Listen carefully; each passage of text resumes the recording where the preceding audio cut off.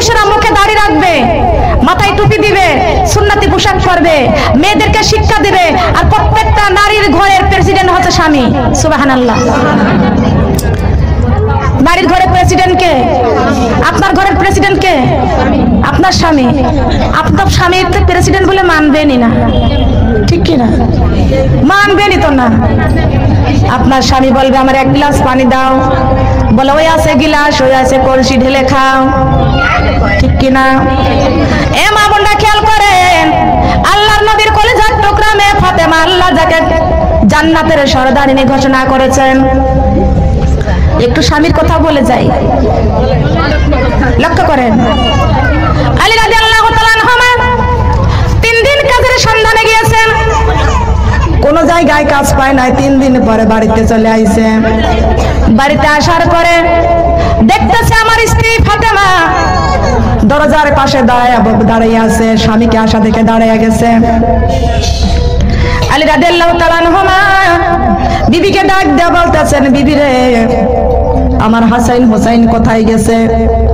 ফাতেমা ডাক দিয়ে কয়, স্বামী, আপনার কলিজার টুকরা হাসাইন হোসাইন ক্ষুধার যন্ত্রণায় কাঁদতে কাঁদতে এই রাস্তা দিয়ে গেছে।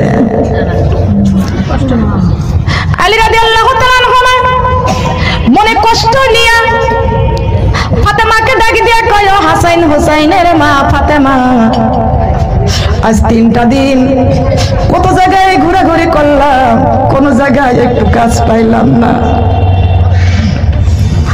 ও ফাতেমা, কলিজাটা ঘুরতে ঘুরতে কলিজাটা শুকাইয়া গেছে।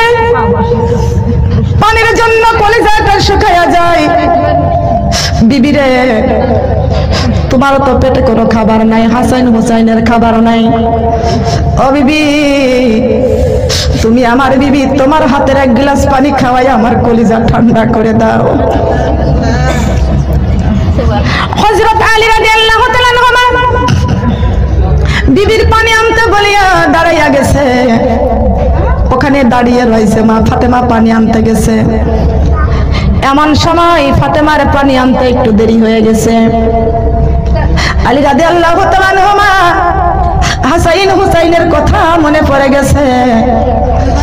চোখের পানি ছেড়ে কান্দার বলে, আল্লাহ, 3 দিন পরে বাড়িতে আইছি, এখন যদি আমার হাসাইন হুসাইন চলে আসে আমার কাছে, তো আমার সঙ্গে দেখা হয়ে যায়, আমার কাছ থেকে খাবার চাবে, আমি খাবার দিতে পারবো না।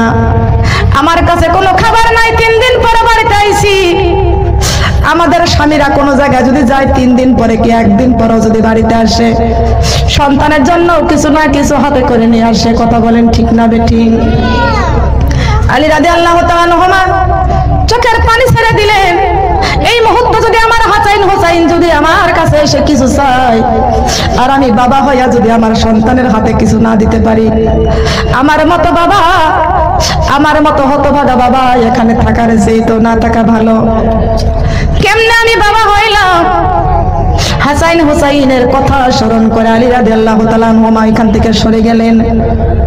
আল্লাহর নবীর কলিজার টুকরা নয়নের পুতলি মা ফাতেমা পানির গিলাস হাতে করে এসে দেখে আমার স্বামী এখানে নাই, স্বামী কোথাও চলে গেছে। ফাতেমা কান্দে, মনে করেছে আমার পানি আনতে দেরি হয়ে গেছে, আমার স্বামী এইখান থেকে পালাইয়া সরে গেছে, আমার উপর অভিমান করেছে আমার স্বামী। ফাতেমা দাঁড়িয়ে কান্দে। এমন সময় আল্লাহর নবী মা ফাতেমার বাড়ি উপস্থিত হয়ে গেছে। আমার মা ফাতেমা নাকি আজ 3 দিন কিছু খাই না, 3 দিন নাকি অনাহার। আমার হাসাইন হোসাইন আজ 3 দিন কিছু খাই না। নবীজি দেখতে গেছে ফাতেমাকে। কোন মেয়ের যদি কষ্টের কথা শুনে মা বাবা দেখতে যায়, যায় কি যায় না? আল্লাহর নবী যা দেখলেন আমার ফাতেমা পানির গিলাসটা হাতে করে দাঁড়িয়ে আছে। নবীজি ডাক দিয়ে কয়, ফাতেমা গো, তুমি কেন কাঁদতেছো মা? তোমার চোখে কেন পানি? ফাতেমা ডাক দিয়া কয়, ইয়া রাসূলুল্লাহ, ইয়া হাবিবাল্লাহ, ওগো নবীজি, আপনার জামাই 3 দিন পরে বাড়িতে আইছে, আমার কাছে 1 গ্লাস পানি চাইছে, আমি পানি আনতে গিয়েছি, আমার একটু দেরি হয়ে গেছে, এই জন্য আপনার জামাই কষ্ট পাইছে। কষ্ট পাইয়া আপনার জামাই এইখান থেকে চলে গেছে, আমি এই জন্য কাঁদতেছি। কষ্ট পাইছে এই জন্য কাঁদতেছি। আর আমরা হলে কি করতাম? তোমার মতো স্বামীর দরকারই নেই, চলে যাও বাড়ি থেকে, যেদিকে দুই চোখ যায় চলে যাও। 3 দিন পরে বাড়িতে আইছো, তোমার পানি দেবো নে, ঠিক কিনা বলেন? জান্নাতের সর্দারিনী ফাতেমা, যদি স্বামীর কথাগুলো অক্ষরে অক্ষরে পালন না করি, স্বামীকে যদি খুশি না করতে পারি, আল্লাহর নবীর শাফায়াত আমাদের জন্য নসিব বলেন হবে কি?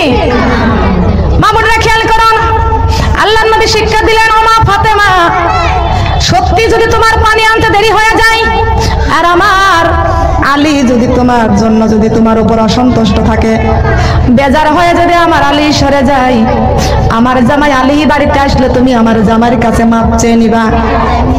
আর তুমি যদি মাপ না চেয়ে নাও, ওই অবস্থায় তুমি যদি মারা যাও, আমি রাসূল তুমি মারা গেলে তোমার মৃত্যু লাশের জানাজা করব না।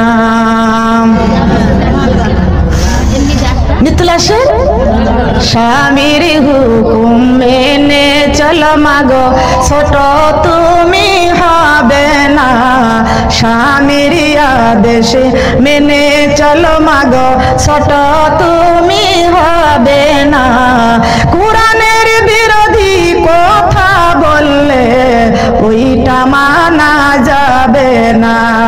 লা ইলাহা ইল্লাল্লাহ, লা ইলাহা ইল্লাল্লাহ, স্বামীর হুকুম মেনে চলো মাগো, ছোট তুমি হবে না, স্বামীর হুকুম মেনে চলো মাগো, ছোট তুমি হবে না। নামাজের বিরোধী কথা বললে সেইটা মানা যাবে না। লা ইলাহা ইল্লাল্লাহ, কালিমা লা ইলাহা ইল্লাল্লাহ, স্বামীর হুকুম মেনে চলো মাগো, ছোট তুমি হবে না, স্বামীর হুকুম মেনে চলো মাগো, ছোট তুমি হবে না। পর্দার বিরোধী কথা বললে সেটা মানা যাবে না। লা ইলাহা ইল্লাল্লাহ, কালিমা লা ইলাহা ইল্লাল্লাহ, লা ইলাহা ইল্লাল্লাহু মুহাম্মাদুর রাসূলুল্লাহ। সবাই বলি সাল্লাল্লাহু আলাইহি ওয়াসাল্লাম। সম্মানিত মা বোনেরা, একদিনে ওয়াজ করে শেষ করা যায় না।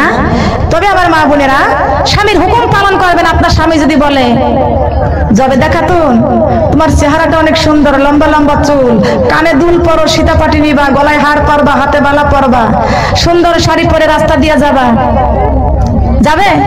স্বামীর এই হুকুম মানা যাবে? আপনার স্বামী বলবে, তুমি আমার বিবি, চলো তোমাকে আমি বিউটি পার্লারে নিয়ে যাই, যাওয়া যাবে? আপনার স্বামী বলে, যদি বলে চলো সিনেমা দেখতে নিয়ে যায়, যাওয়া যাবে? আপনার স্বামী যদি বলে চলো নিয়ে যায় সার্কাস খেলা দেখতে, যাবে? আপনার স্বামী যদি বলে পহেলা বৈশাখ কত সুন্দর মেলা বইছে, চলো মেলার মাঠে নিয়ে যাই, আপনি তো যাবেনই না, আপনার স্বামীকেও যাইতে দিবেন না। কথা বলেন ঠিক না বেটি? বলেন যাবেন? আপনার স্বামী যদি বলে নামাজ পড়বা না, নামাজ পড়তেই হবে। কিন্তু আমাদের স্বামীরা এত খারাপ না। কথা বলেন ঠিক কিনা? আপনাদের স্বামীরা কি নামাজে বাধা দেয় জীবনে? কখনো দিবেন? আপনারাই ভালো না, ঠিক কিনা? আপনাদের স্বামীরা আসলে আপনাদের নামাজের কথা বলে, কিন্তু আপনারা নিজেরাই ভালো না। সিরিয়াল দেখে দেখে স্বামীকে পাগল করে দেন। কথা কন ঠিক কিনা? ঠিক না? ভালো স্বামীটাগুলো খারাপ করে দেন আপনারাই। ভালো স্বামীগুলোকে আপনারাই খারাপ করেন। তার কারণ, আগে টিভি এনে দাও, তোমার ছেলে মেয়েগুলো আর এক বাড়ি যায়, আমি আর এক বাড়ি টিভি দেখতে যাই, তাতে টিভি কিনে নিয়ে এসে ঘরে দাও, নাহলে কিন্তু বাড়ি থাকবো না, চলে যাবো বাড়ির থেকে। ঠিক কিনা? এমন কথা বলেন কিনা স্বামীকে? এ মা বোনেরা, স্বামীর কাছে বলবেন, স্বামী আমার একটা জায়নামাজ কিনে এনে দেন, আমার একটা কুরআন শরীফ কিনে এনে দেন, বিশ্বনবীর জীবনী কিনে এনে দেন, মা ফাতেমার জীবনী কিনে এনে দেন।